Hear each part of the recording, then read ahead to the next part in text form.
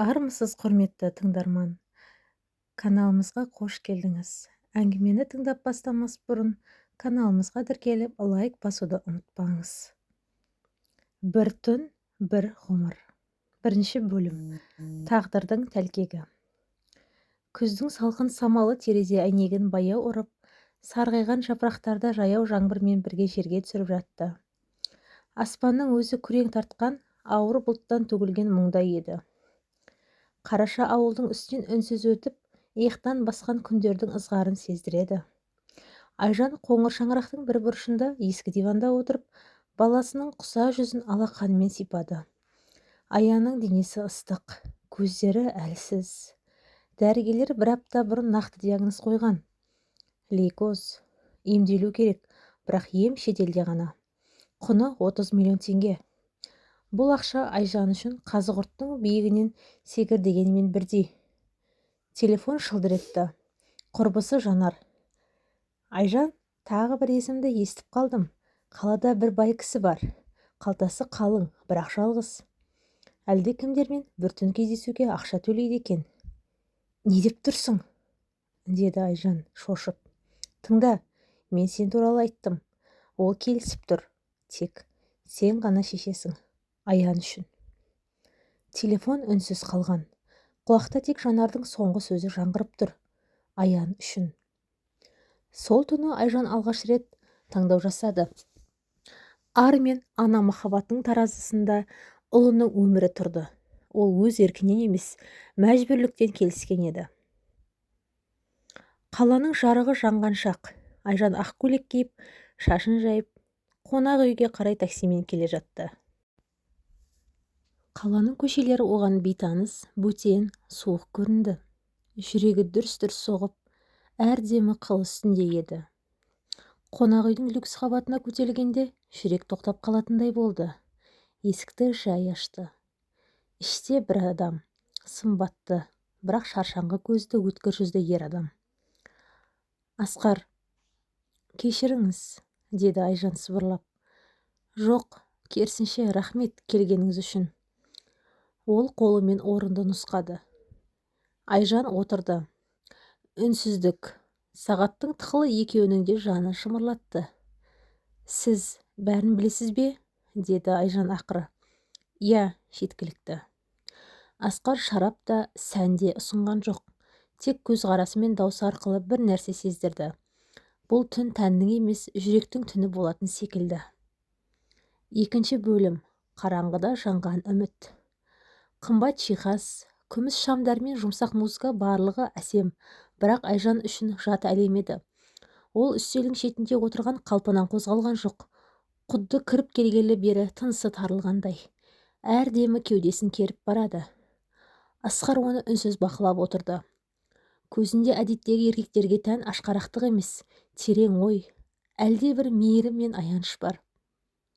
Бұл әйелдің мұнда мәжбүрліктен отырған ол алғашқы сәттен-ақ ұққан. Баланың есімі кім? Деді Асқар кенеттен. Айжан таңданып қарады. Мұндай сұрақты күтпеген. Аян, деді шай ғана. Асқар басын изеді. Үнсіздік қайта орнады, бірақ бұл үнсіздік ауыр емес еді. Бір сәтте екеуінің де көз алдына басқа әлем ашылғандай болды. Бірі ұлын аман алып қалу үшін жанын сатуға келген ана, екінші өмірдің дәмін ұмытқан, сезімді ақшамен алмастырған адам. Асқар орнынан тұрды да столдың үстінен бір қалта құжат алып, Айжанға ұсынды. Мұнда счет номері мен клиника мәліметтері бар. Қалғанын мен шешем. Баланы ертең тіркей бер. Бірақ біз әлі, деді Айжан тұтығып. Сен менің жаныма келдің. Тәнің емес, осының өзі жеткілікті. Мен ештеңе сұрамаймын. Тек бала үшін. Сенің жүрегің үшін. Ана жүрегін ешқандай баға алмастыра алмайды. Айжанның көзіне бір тамшы жас сырғып түсті. Ол алғаш рет бейтаныс ер адамның алдында жылап отырды. Бұл әлсіздіктен емес, жүрекке теген шындықтың ащы дәмінен еді. Сол түні екеуі төсекте емес, жан сырында тоғысты. Сағаттар сырғып өте берді. Асқар Айжанға өзінің өткен өмірін айтты. Қалай сүйген жарын көлік апатынан жоғалтқанын, ұлы дүниеге келмей жатып шетінеп кеткенін, байлық тек қабық екенін, ал ішінде бос қалған жаны ешкімде толтыра алмаған мойындады. Айжан да үнсіз тыңдады. Көз алдында бұл адамның байлығы емес, жалғыздығы мен жарасы көрінді. Таң атып келе жатқанда Айжан есікті жай жапты. Қолында үміт, жүрегінде ауыр сезім. Бірақ бір нәрсені анық білді. Бұл түн оның өмірін өзгертті. Бір түн ішінде бір адамның шынайылығын көріп, өзі де басқа жанға айналғандай еді. 3 бөлім. Жүрек үндестігі. Айжан ауылына оралғанда аспан бұрынғысынан да ашық көрінді. Айналада бәрі сол қалпында. Үйреншікті үйлер, иті үрген есік, ескі көше, терезеден қарап тұрған көршілер. Бірақ оның ішінде бір нәрсе өзгерген еді. Бұрынғы Айжан емес, жүрек соғысы күрделеніп, жанарында үміт оты тұтаған әйел болды. Бір апта ішінде шетелдік клиникадан шақырту келді. Қажетті қаражат төленген, құжаттар дайын. Аянды емдеуге қабылдайтын туралы ресми жауап келгенде Айжан алғаш рет тізерлеп отырып, Аллаға шын жүректен жылады. Бұл шүкіршілік еді. Клиникада күндер ем мен үмітке толы өтті. Аян әлсіреп жатса да, анасының көзіндегі жарық оны алға сүйреп отырды. Асқар күнде қоңырау шалып тұрды. Емнің барысын сұрап қана қоймай, Аянмен видео арқылы сөйлесіп, ертегі айтып, өз әкелік мерін сездіруге тырысты.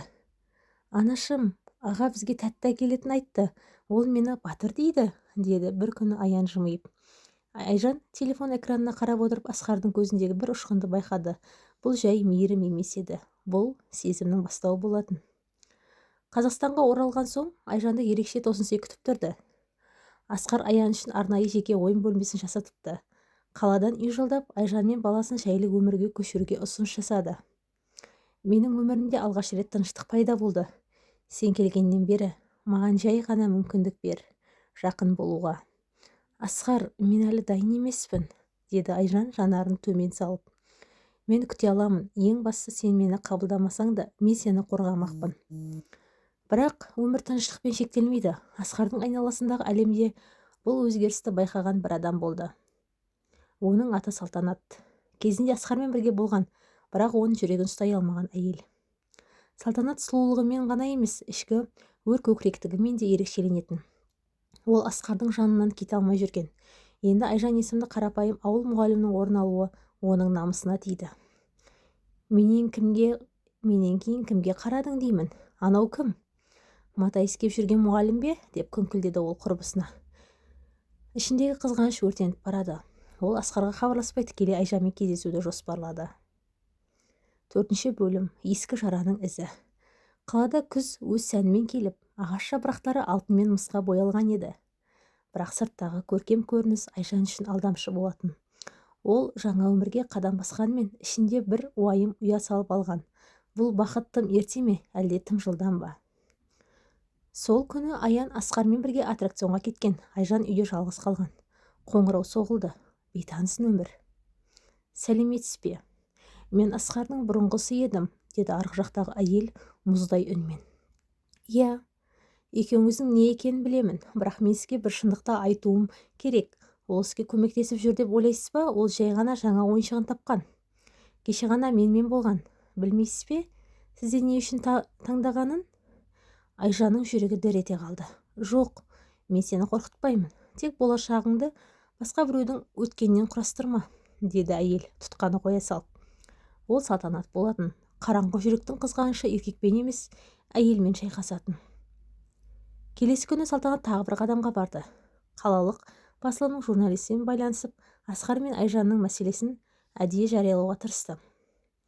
Бір түнде байлыққа қол жеткізген әйел деген тақырыппен өсек тарады. Мақалада Айжанның аты ашық көрсетілмеген, суреті анық берілген. Мектептегі бұрынғы әріптестері, ауылдағы адамдар бәрі естіп жатты. Айжан үшін бұл найзадай қадалған сөздер еді. Ол Аянның көзінше жыламауға тырысты, бірақ шындық жанын ауыртты. Бәрі де қайтадан сөгілетіндей. Асқар бәрін білгенде бірден Салтанатты шақыртты. Не үшін? Деді ол мұздай үнмен. Сен мені ұмыттың, ал мен ұмытпадым. Енді мен де сенің тыныштығыңды ұмытқым келмейді. Асқар үнсіз қалды. Ол бұл әйелдің қандай қауіпті екенін бұрында білетін, бірақ ол енді тыныштықты жоғалтқысы келмеді. Сол түнде Айжан жалғыз қалды. Терезе сыртында жел азынап, жаңбыр терезе әйнегін соғып тұр. Ол ішінен ғана сыбырлап отырды. Бәрі өтеді, тек Аян аман болса. Ал Асқар, сен мені таңдадың ба, әлде тек қиналған сәтіме жан ашыдың ба? Жүрек үнсіз қалды. Бірақ таңертең тағы да жауап беруге тура келетін сұрақтар көбейе түсетін. 5 бөлім. Таңдау тұманында. Қалада алғашқы қар жауды. Айналаны әппақ көрпе жапқандай, бірақ Айжанның көңілінде тек тұман. Тыныш өмір, күлкіге толы кештер, Асқардың жылуы бәрі бір сәтте жоғалып кетердей жіпке ілінген сезімге айналған. Соңғы аптада Асқардың көп шаруаға араласты. Айжанға сирек хабарласа бастады.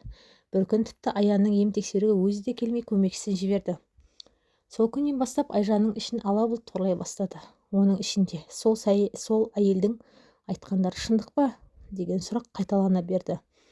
Ол күдікпен шаршады. Бәрінен бұрын баласына ештеңе білдіртпеуге тырысты. Бірақ аналық түйсік алдамайды. Бір күні Аян өзіне сұрады: «Анашым, Асқар аға бізден шаршады ма?» Айжан жауабын таба алмады. Көзінің іші шыланып, баласын құшақтап ұзақ үнсіз отырды. Кешкісін есік қоңырауы соғылды. Айжан есікті ашқанда алдында Салтанат тұр екен. Бұл жолы салтанатты көйлек емес, қарапайым киім, бірақ бір уытты. «Мені тыңда, бұл соңғы рет. Мен сені қорқытпаймын, тек ескертіп кетем. Асқар бәрібір менікі болады, ал сен тек өткенші рөлдесің. Сен оның өміріне тек жанашырлық сыйладың, махаббат емес, түсіндің бе?» Айжан үндемей тұрды. Көз жанарында қорқу да, ашу да жоқ, тек үнсіз күрес. Ол есікті жауып алды. Сол түні ол Асқарға хат жазды. «Асқар, сен маған көп нәрсе бердің. Ең бастысы үміт бердің, бірақ мен өз бақытымды өзім көтеруге дайын болуым керек. Сен болмасаң да Аян бар. Сол жетеді. Егер сезімің рас болса, мені дәл қазір емес, мені дайын болғанда күт. Егер күтпесең, мен ештеңе ренжімеймін. Рахмет саған бәрі үшін». Ертесі күні Айжан Аянмен бірге ауылға қайтты. Айнала қарлы боранға оранған. Бірақ оның жан дүниесінде алғаш рет шешімді еркін қабылдаған әйелдің тыныштығы орнады. Бұл босаңсу емес, керісінше өз өмірінің иесі болуға қадам. Ал Асқар хатты оқығанда алғаш рет күмән мен кінәні қатар сезінді. Ол үнсіз бөлмеде отырып, Айжанның жүзі мен үні құлағына кетпей тұрғанын сезді. Шынайы махаббат тек алып кету емес, қалдыруды да білу екенін түсінді. 6 бөлім. Бір ғұмыр, бір сәт. Арада 2 жыл өтті. Айжан ауыл мектебінде қайта жұмысқа тұрған. Аян бұрынғыдан да мықты, тіпті сыныптың үздік оқушыларының бірі. Ол бойына өмірге деген махаббатты анасының көзінен үйренгендей, әр күннің, әр сағаттың қадірін біледі. Асқар сол 2 жылда хабарласпады. Айжан күтпеді де. Ол өз өмірін қалыпқа келтіріп, тағдырын өз қолымен өрнектеп келе жатты. Бір сәттік жылу, бір түндік таңдау өмірінің түбегейлі бетбұрысына айналған еді. Бірақ жүрек түкпірінде әлде бір сезім қалды. Реніш те емес, сағыныш та емес. Жүректен шыққан ризашылық. Сол күні ауылда үлкен мәдени шара өтті. Бәрі дайындықпен әбігер. Айжан да мұғалімдермен бірге оқушыларды сахнаға дайындап жүреді. Кенет арт жағынан бір таныс дауыс естілді. «Менің балам қайда? Мені Батыр деген бала». Айжан бұрылып қарады. Алдында тұрған Асқар. Шашты аздап ағарған, бірақ көзі бұрынғысынан да әлде қайда терең әрі тыныш. Көңілінде күрес емес, көнген жүрек, бірақ сол жүректің тереңінде үміттің алауы бар. Сен келдің бе?» деп сыбырлады Айжан. «Мен келген жоқпын, мен оралдым». «Неге 2 жыл бойы үнсіз?» Асқар демін ішке тартып, аз үнсіз қалды. «Өмірді қайта үйрену үшін уақыт керек болды. Махаббатты, тыныштықты сен сияқты әйелдің жанында қалай болу керегін мен үйрендім. Енді сені алып кетуге емес, сен қайда болсаң, сонда қалуға келдім. Қаласаң жанында болайын, қаламасаң алыстаған ғана тілектес болайын». Айжан езу тартты. 2 жыл ішіндегі барлық ауыртпалық, күрес, күмән бәрі де осы бір сәтте сөнгендей. Ол терең демалды. Сосын жай ғана: «Аян сені күтіп жүр», деді. «Мен де». Сол күні кешке сахнада Аян өзі жазған өлеңін оқыды. Анасына арнаған.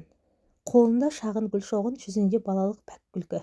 «Менің анам, менің батыр, ол бір түнде мені өлімнен алып шықты. Ол маған өмір сыйлады, ол менің жүрегім». Сахна сыртында Айжан мен Асқар қол ұстасып тұрды. Қолдарында ешқандай сәнде, сағатта, алтында жоқ. Бірақ нағыз байлық бірінің жүрегінде, екіншісінің деген сенімінде еді. Өмір қысқа, бірақ кейбір түндер ғұмырға татиды. Құрметті тыңдарман, осымен оқиғамыз аяқталды. Әңгіме ұнаса, каналымызға тіркеліп, өз пікіріңізді жаза кетіңіз.